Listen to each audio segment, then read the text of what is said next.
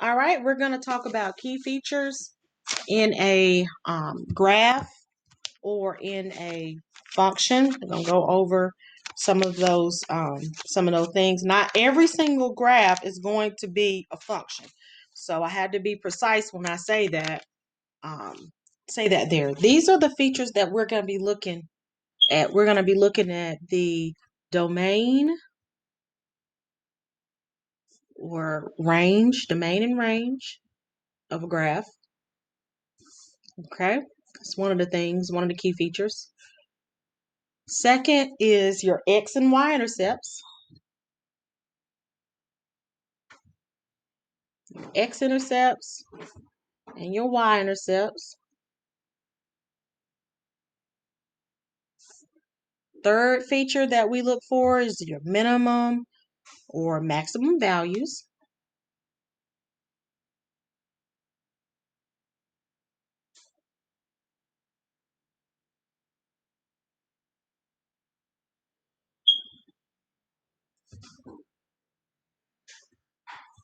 And then the last one is your intervals of increase, decrease, or constant behavior.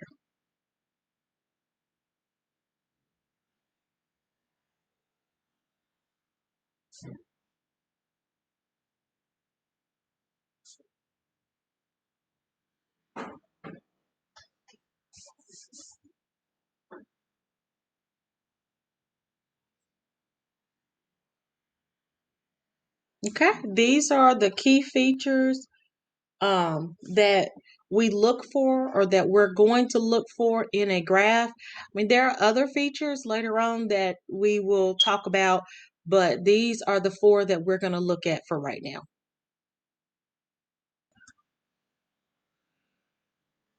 Okay, these are some examples of what some of your graphs or functions are going to look like. Examples of graphs. You may have a graph. We're going to just do maybe three. You may have a graph that looks like this.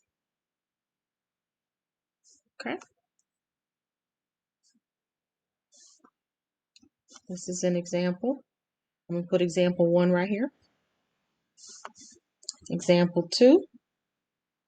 You could have a graph that looks like this.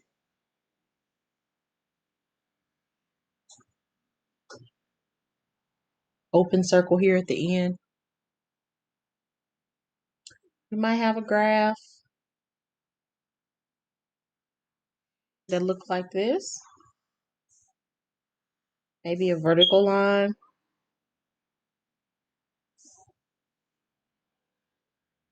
Let's do a couple more, actually. You may have a graph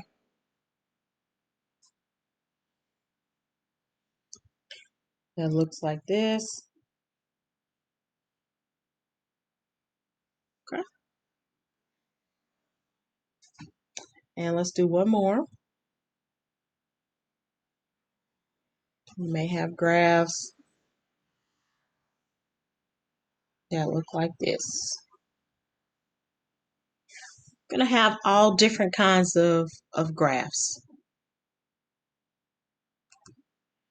All right, so now we're going to discuss how to find these features within these graphs. How do we identify what the range and domain is? What is the range and domain? What are your X and Y intercepts? And how to identify them in each of these graphs. Okay, so we're going to first start with range and domain. All right, I'm going to first start with range and domain, or domain and range.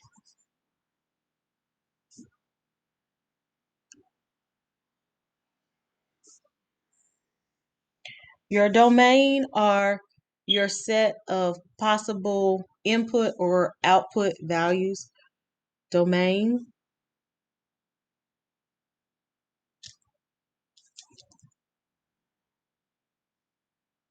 Set of all possible X values sometimes called input values.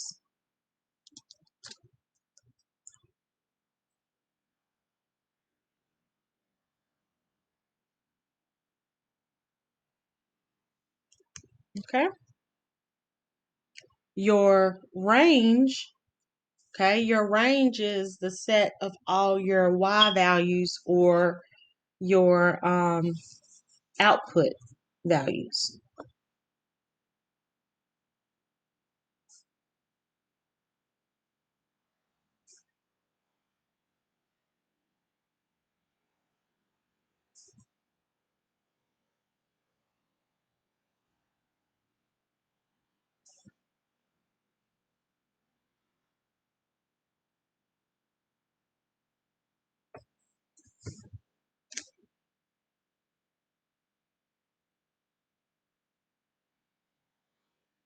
For your X values,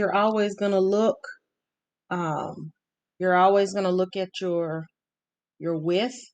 So another thing to do, look at the width of the graph.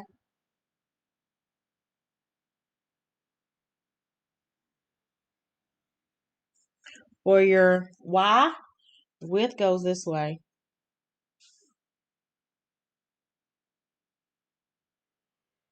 For your Y, you're always going to look at the height of the graph.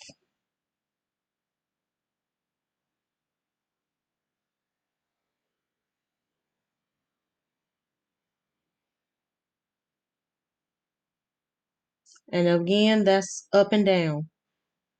It's your Y-axis.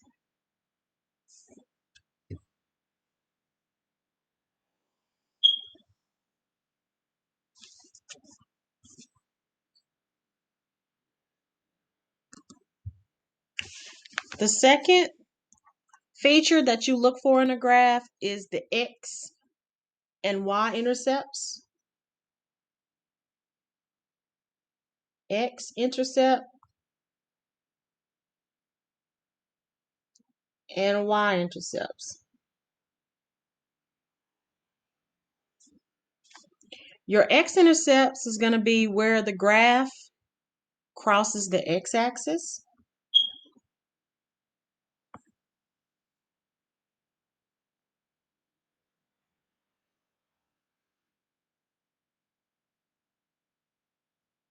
So where the graph or the line crosses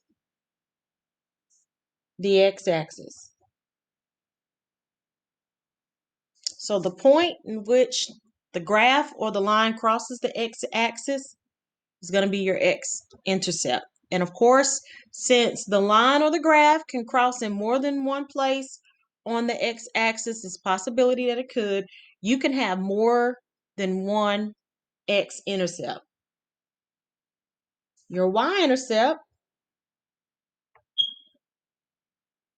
is where the graph or the line crosses the y-intercept, or I'm sorry, the y-axis, where the graph or line crosses the y-axis.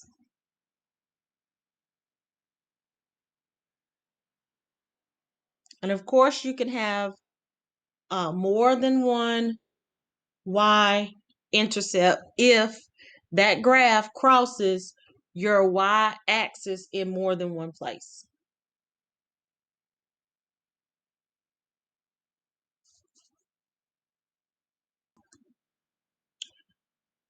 Another name for x-intercept, other names.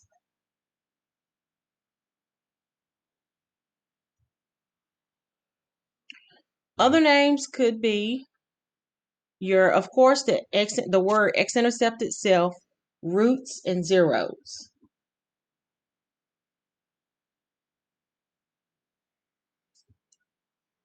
Y zeros, we'll get into that a little bit later on in the year, but why sometimes they will refer to an x-intercept as zeros is because if the line crosses the x-axis, it's zero on the y-axis.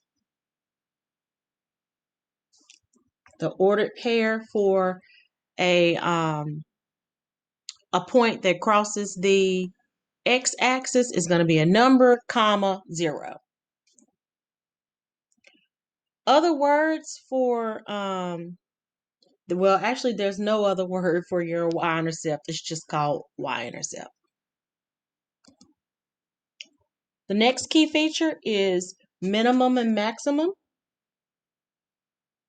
In a graph, you look for a minimum or maximum value.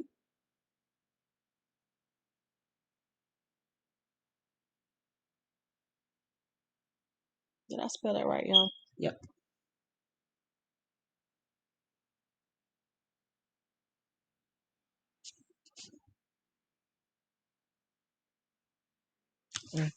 UM.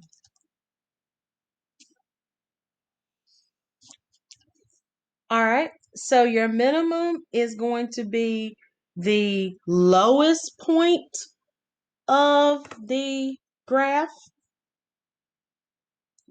Your minimum is the lowest point on the graph. Another name for the lowest point on the graph can sometimes be called valley. Low peaks can be called valley. Low points in the graph can be called valleys.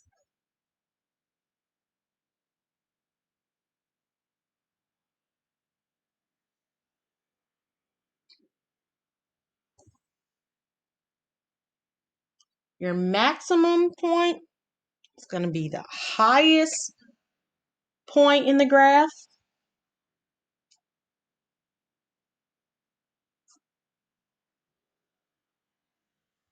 Maximum point is the highest point in the graph.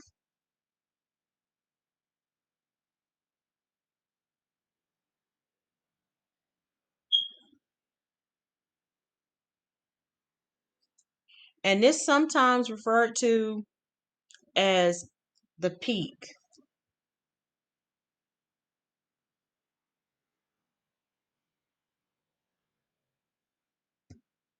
Also called peaks.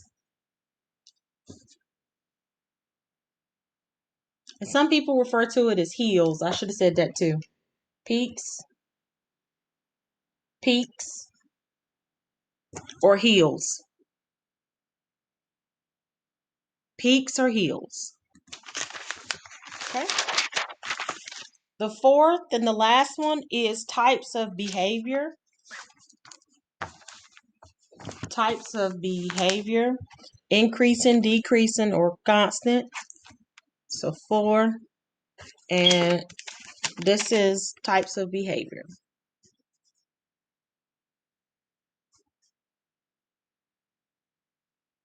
Types of function. Sorry, y'all. Function behavior. And as I said here on this page, it's intervals of increase, decrease, or constant behavior.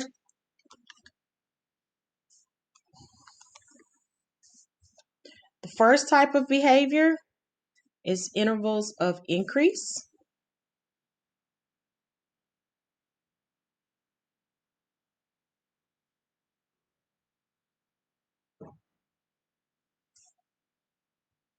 This is where the line goes up.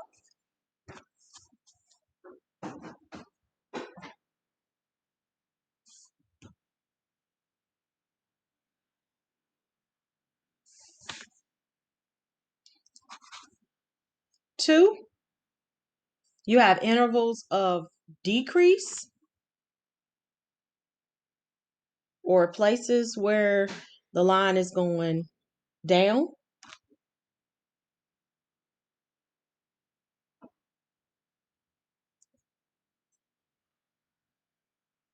Where the line goes down.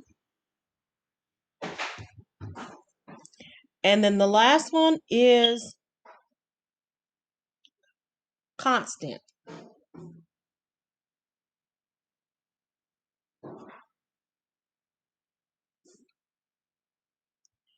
Constant is when there is a flat line. The line is horizontal.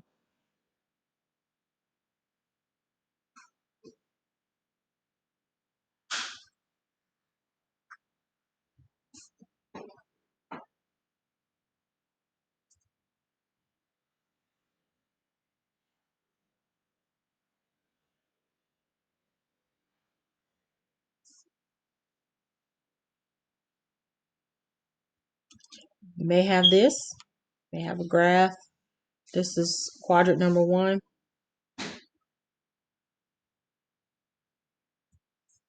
And in that graph, you might have something that looks like this.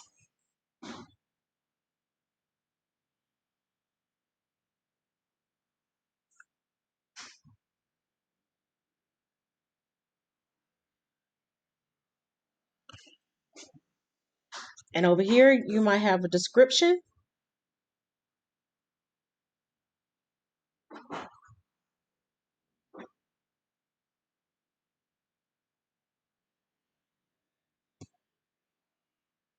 I'm going to pause. I want you to write down what you think the type of functional behavior is with A, B, C, and D. Okay, so what did you get for A? What do you think best describes A? D, constant. Very good. Okay. What do you think best describes B? Increase. Good job. What do you think best describes C? Decrease. Very good. And what do you think best describes D? Constant. Very good, guys. Questions about that?